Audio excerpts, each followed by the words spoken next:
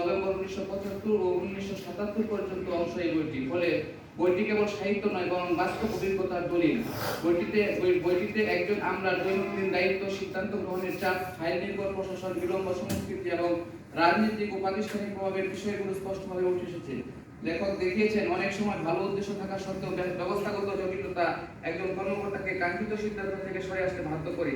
এই গ্রন্থের বিশেষত্ব হলো এটি কোনো অভিযোগনামা নয় বরং আত্মসমালোচনামূলক ও গঠনমূলক দৃষ্টিভঙ্গিতে লেখা। লেখক বিশ্বাস করেন প্রশাসনিক সংস্কার কেবল আইন ও কাঠামোর পরিবর্তনে সম্ভব নয়, এর জন্য প্রয়োজন নৈতিকতা, জবাবদিহিতা এবং মানবিক মূল্যবোধ। এই বইটি লেখক ভবিষ্যতে রিটায়ার্ডের পর স্মৃতির রোমন্থন করবেন এই উদ্দেশ্যে লিখেছিলেন।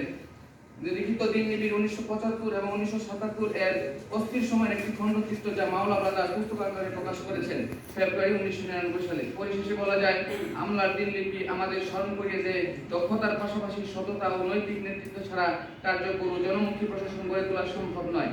ধন্যবাদ সম্মানিত বিচারক মণ্ডলী এবং সম্মানিত সহকর্মীবৃন্দ।